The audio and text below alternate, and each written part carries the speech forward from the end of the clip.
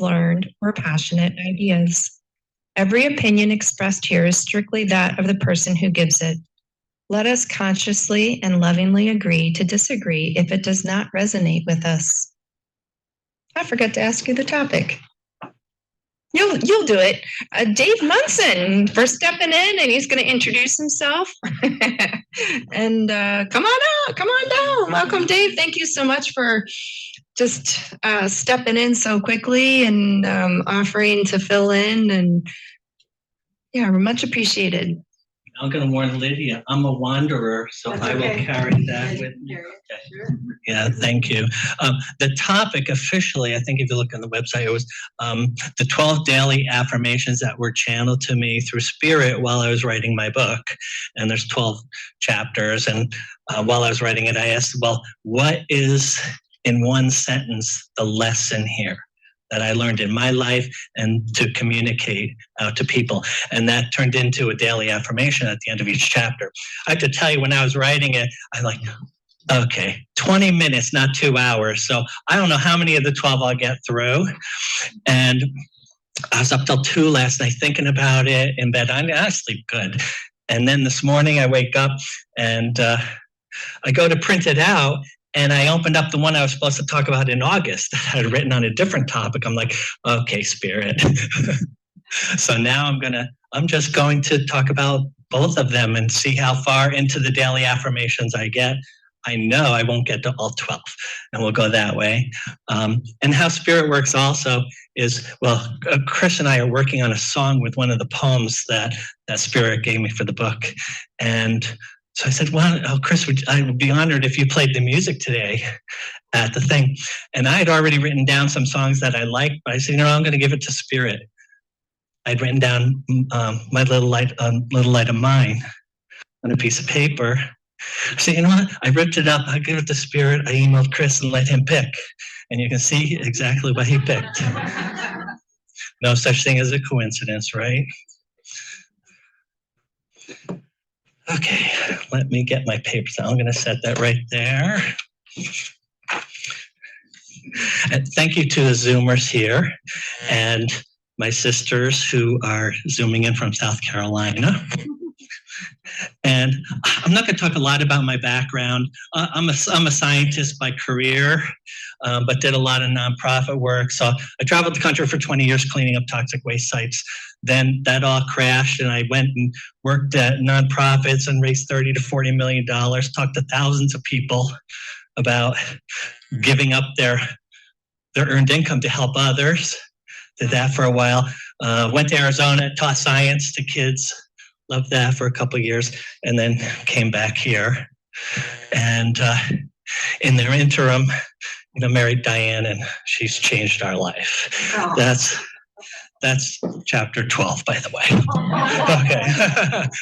Yes. The which I won't get to, by the way, but it's called the orb of white light, because 2 days after we met, an orb of white light from her 8th chakra, her soul star chakra, came out. She didn't know this and shot across into my heart chakra. And I was like, oh, what was that? A lot of stuff weird happened since I was 8 years old. Nothing like that ever happened to me in my life, but I wouldn't even get to that chapter today. So anyway, I study a lot of, I'm a Sag, and they study a lot of theology and religions and stuff like that, and always wandering. And especially in one of my past lives, I was burned at the stake by the Catholic Church. And so, I didn't exactly come here ready for structured religion. So I studied a lot of different stuff. Studied a lot of Course in Miracles with Clyde Schaefer, who does the Journal magazine now. Reverend Tony Semf, who's extremely brilliant metaphysical reverend. He's at Unity Church in Cleveland Heights. And believe it or not, a couple of years with the elders of the Latter-day Saints, which was a very interesting experience. But Diane and I met here at Church of Angels at work, but we started dating here at Church of Angels. So we were very close to Reverend Walt. Reverend Sharon Hill married us in Sedona Arizona. And so I'd like to, well, Reverend Walt's always here, but I'd like to invite Reverend Sharon to join us too. And since we're talking about guardian angels, the book that I was called to write was Wandering with Nathaniel. Nathaniel's my guardian angel, who I've had a relationship with since I was 8, although I didn't know his name until later. He saved my life lots of different times. We're not even going to get into those stories. But what I want to do first for you guys is let's close our eyes and invite our own guardian angels to join us today.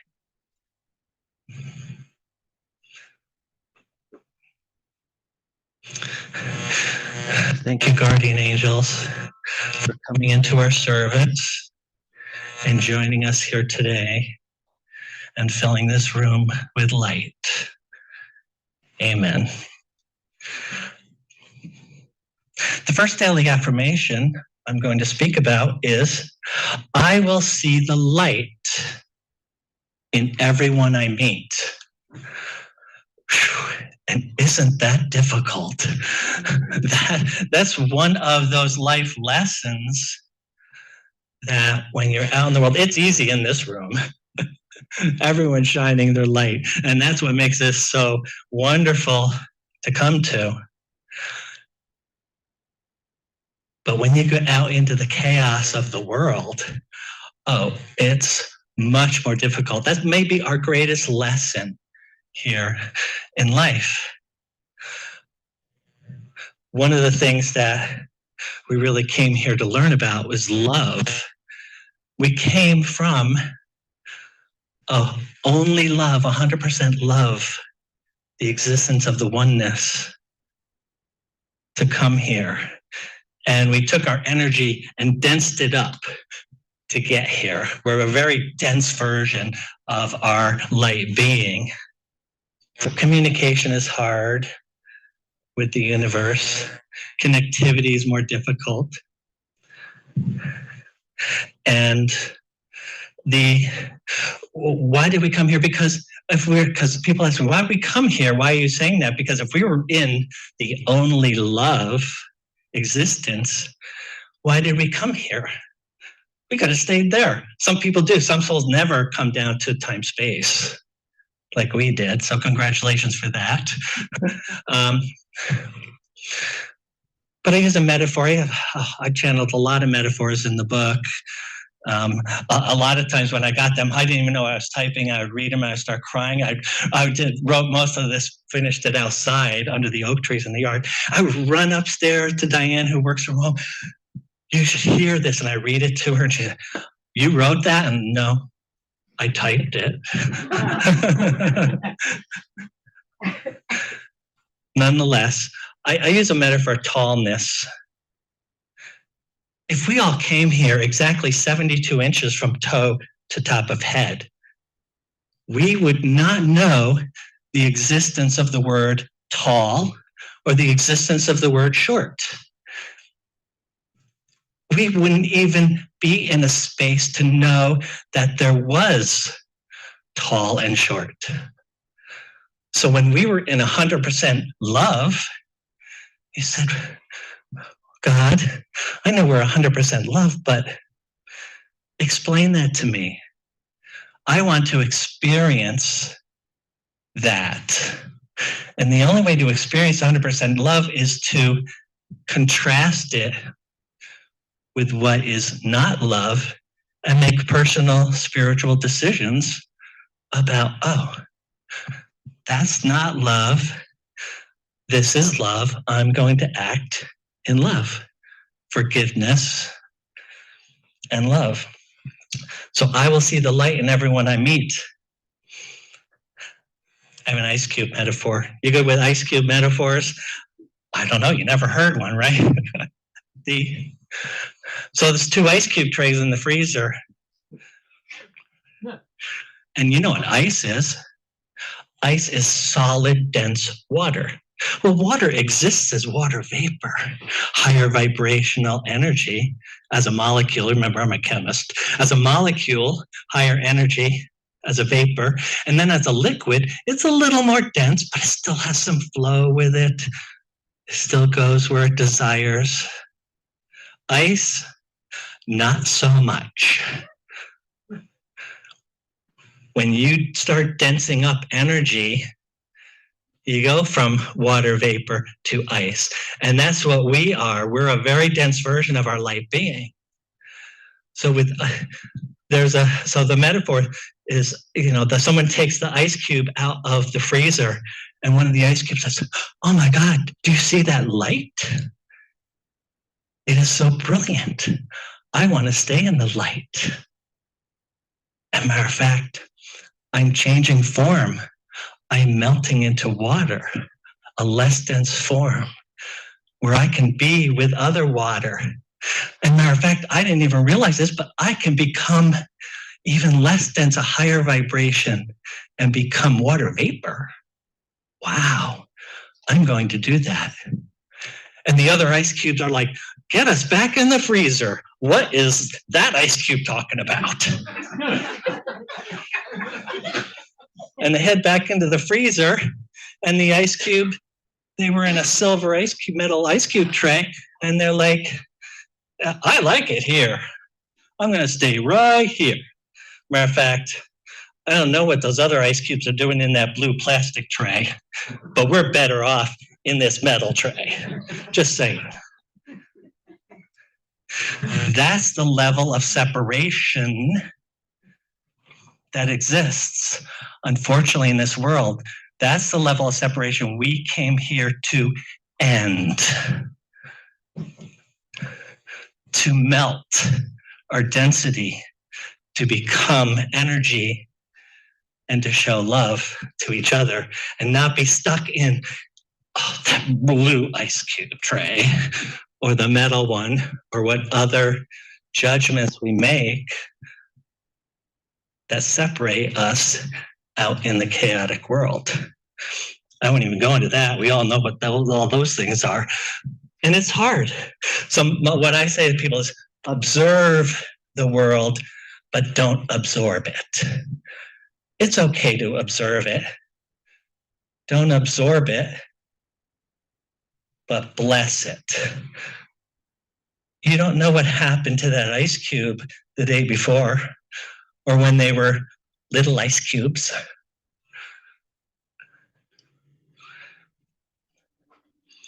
So shine your own light by showing love, blessings, not judging their journey. Because when you do that, you stop your own self-judgment when you don't judge others. When you show others blessings, you bless yourself. And when you show others love, love comes back to you. And that's what we're here to experience. We're light beings experiencing a time-space dimension. I won't even get to the fact that we're in multiple dimensions and we have multiple lives going on another time. We'll talk about that. In my chapter 2, the daily affirmation was, "Thank you for opening my heart to create a miracle in someone's life." In some structured religions, that would be blasphemous to say, we all have the capability of creating miracles. Oh no, that was 2,000 years ago. No, it's every day. As Course in Miracles states, any act of love is a miracle. Size doesn't matter in miracles. And the Holy Spirit saves those memories in our soul. We transition out of here with that library of miracles that we've created, and most of the time may not even be aware of. We're not aware of all the miracles we have rippled through time and space. I'll just read one sentence that came through in that chapter. Miracles are sown by acts of love ruled by our heart. and weave their energy ripples through time and space. Not just this lifetime, the concurrent lives we're living, our past, our future. An example of that is, and wasn't going to talk, but here we are. Okay, with Diane and I, we've multiple lives together that we're aware of. That we're aware of. And we have a son in spirit who was never physically manifested in any one of our time-space dimensions. And sometimes because we were young, well, she was a nun in one of them, so that wasn't going to happen. And in this lifetime, this is the first lifetime we've been this age, so it's a blessing for sure. And so we asked our son in spirit who'd never manifested into any one of our timelines to go to one of our timelines that was very difficult and we had a hard time in, to go manifest there as our son in physical form. And he healed us in that timeline. Now, when you heal yourself in a timeline, even if it's this timeline that you're aware of, you heal all your timelines. You raise your vibration level in all of them. And yeah, right now our veils are so dense. We're just aware of our existence right here. And there are people that live multidimensionally and are aware of their separate timelines. There's times in Arizona after we were married, I'd wake up in bed and I would look at her, I would just see her face, and I was not sure which life I was in. Because she's been in lives with me before. It's like, what life am I in? And then I would look around, I'm like, okay, there's a cactus garden outside our bedroom window. We're in Arizona. I know what life we're in now. And that was a very confusing time when we first got married.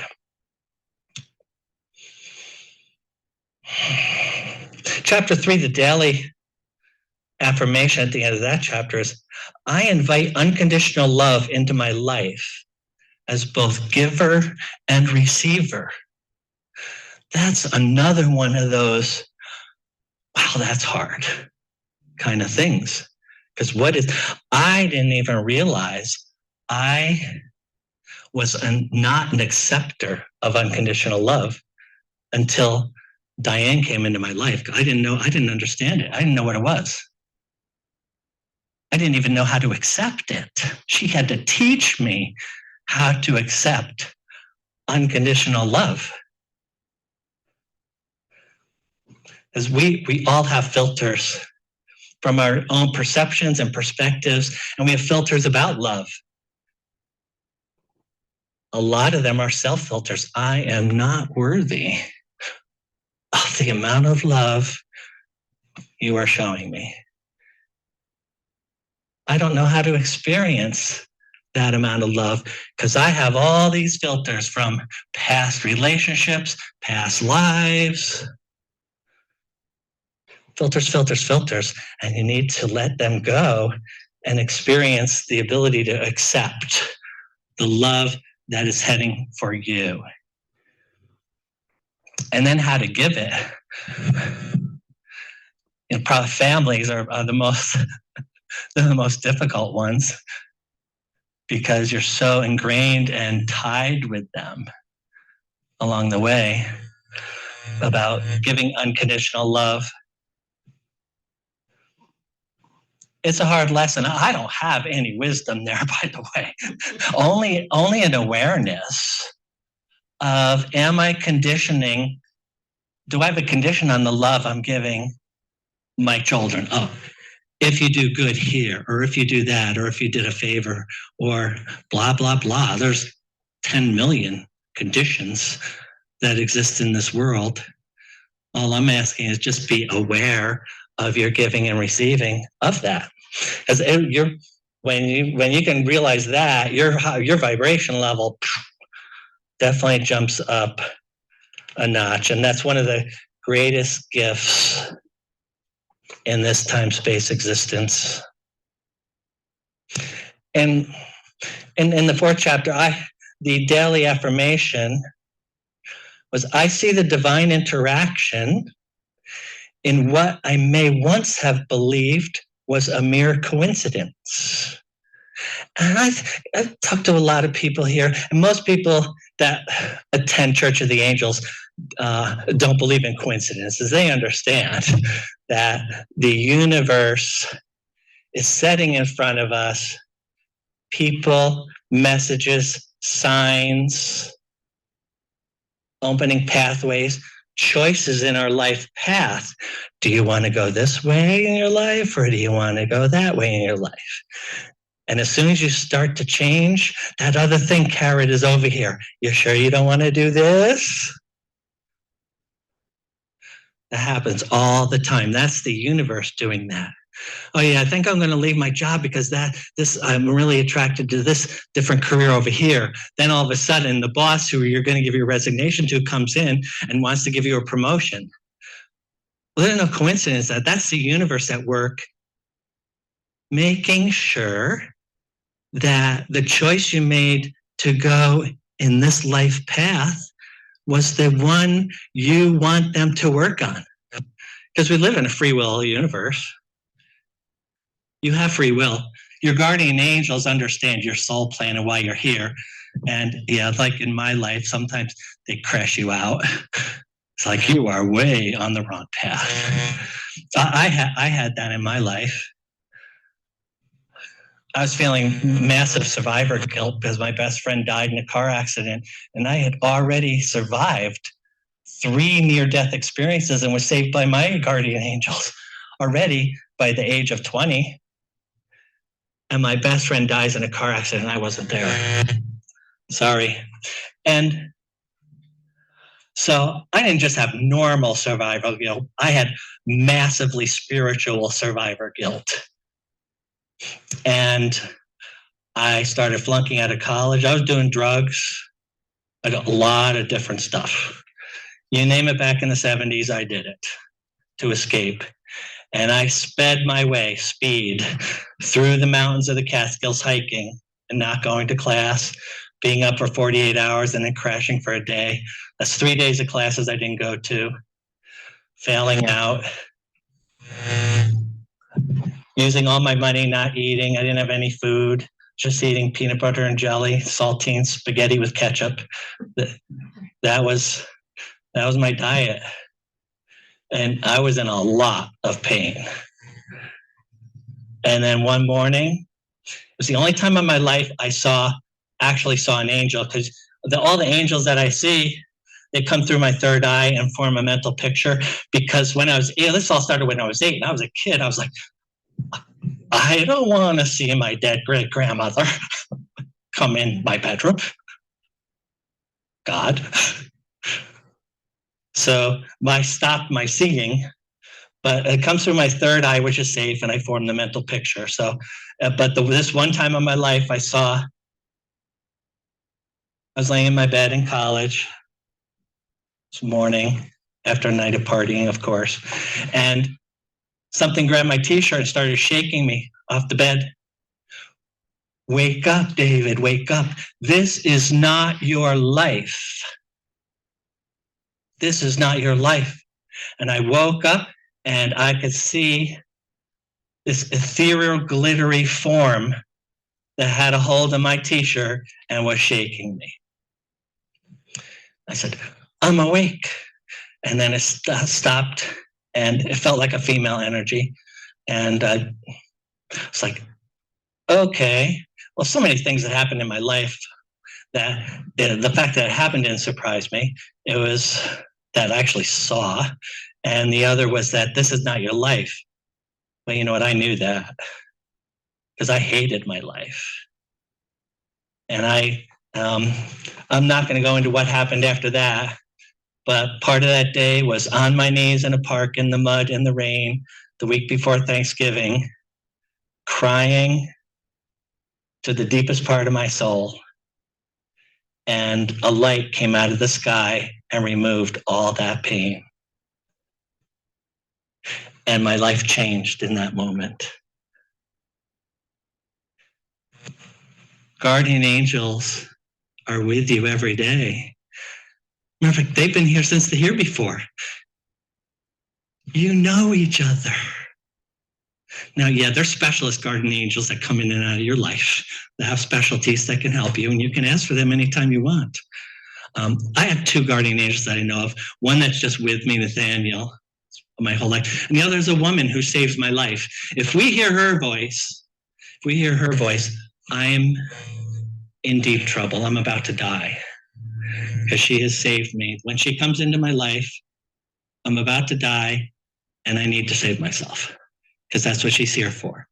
And just to wrap this up, a funny story. So, Diane knows my whole life has been about, Spirit came to me a couple of years ago and said, don't read anything spiritual or anything. Because when you get to finally write the book, when are you going to start? But when you finally write the book, we're going to download this information. We don't want you to filter it through other people's writings. So that's what I did. And I did that in the spring. I said, David, I know you started the book 23 years ago, but you have to finish it by fall. Whoa. Okay, we're halfway through rehabbing a house. I said, are you okay that the kitchen's like 3/4 done and the living room's 25% done? Yeah, the bathroom's nice, yay. And she has a nice office, and the master bedroom's not done. Because Spirit just told me this. She said, then bring your laptop outside under those ancient oak trees with the energy and finish the book. And so in the last minute here, I'm going to say that every day Nathaniel was with me and a couple other guardian angels.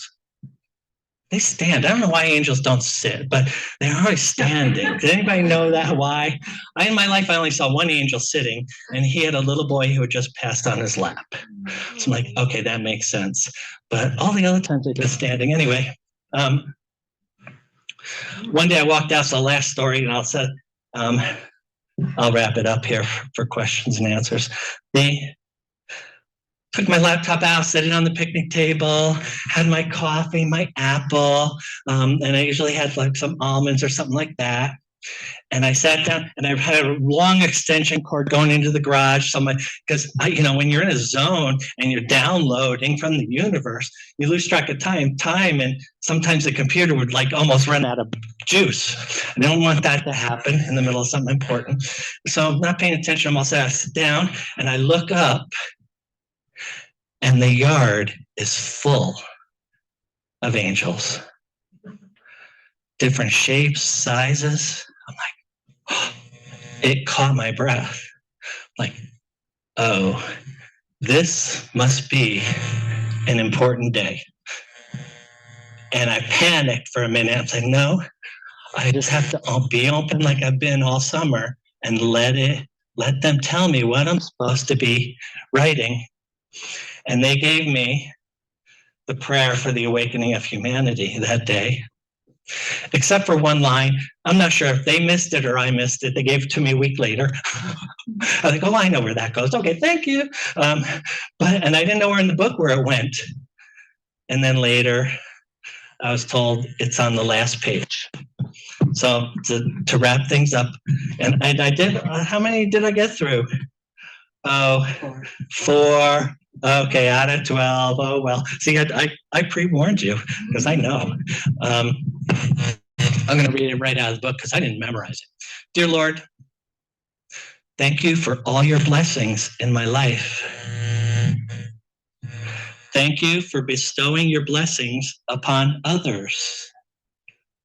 Thank you for allowing me the courage to change my perspective. Thank you for granting the courage to those souls who protect our innocence. Thank you for granting courage. Thank you for opening the eyes of those souls who would remain blinded. Thank you for opening the hearts of those souls who would remain aloof. Thank you for guiding us to shine our light to dispel darkness. Thank you for teaching humanity how to love each other. Thank you for leading us into the golden age. Amen. Thank you.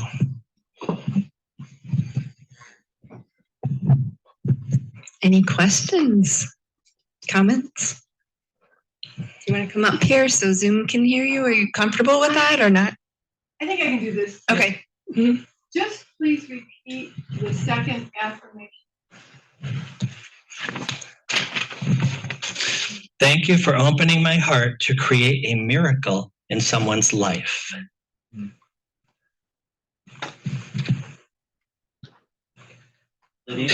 Well, my question was just, when you saw the angel for the first time, what did it look like to you?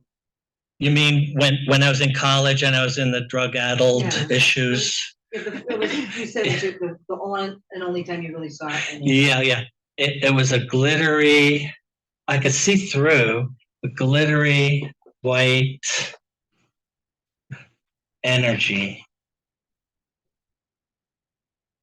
That's just what I saw. Sure. About my experience. I don't know if it's other people's. Okay.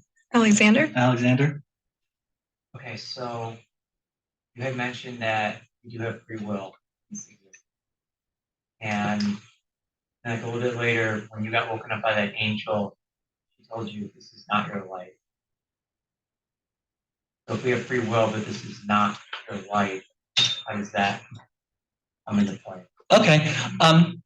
As we're going through life, there are on our tree of life, we have branches and different ways we can go, and there's intersections along the way that we pre-planned in the here before with our guardian angel and other souls. And so when we get to those, our life, we can stay on a certain branch, but if we go past a certain intersection, that moment in time may not occur again in the awareness of this timeline, that intersection. But as we go and a certain opportunity starts to appear. Now I'll give you the example of Diane and I, because after that orb hit me, we were co-workers. We had other lives. And I thought I was supposed to be delivering her some important message. So we talked a lot during work. And so I was trying to get to know her. And I was always open. What am I supposed to tell her? What am I supposed to tell her, universe, about the orb? And then it finally became clear to me that I wasn't supposed to be telling her anything, that we were at a major intersection of free will in this life. Were we going to go on that branch? And I went that way. I didn't know if she was going to. Reverend Walt helped with that. Thank you, Reverend Walt. And but nonetheless, I took that path. And then our trees of life intersected. And that's a beautiful thing. And so I think that everyone could probably write down the 3 most important or spiritual decisions they made that changed the path of their life. But I have to tell you that on a metaphysical time-space conversation, I would say you made all those choices in different timelines. Does that answer your question? Yeah. Okay. Yeah. But we have free will to choose. Yes. Thank you. Will you be available afterwards if we have more people have more questions or Sure. conversation? Okay. So fantastic. Yeah, we're good. Fantastic. Thank you.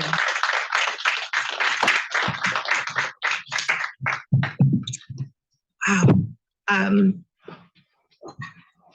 I forgot I had a comment and I just thought of it. Did anyone notice the coincidence that's not a coincidence that David is speaking today, which is the week before Thanksgiving? David wasn't scheduled to speak for today. He filled in. The week before Thanksgiving, his life changed. No such thing as a coincidence. Wow, very cool. Okay, it is now time to usher in for healing, truth, and messages from Spirit. Please rise for our next song, Let It Be, on page 34. Paul McCartney's mom died when he was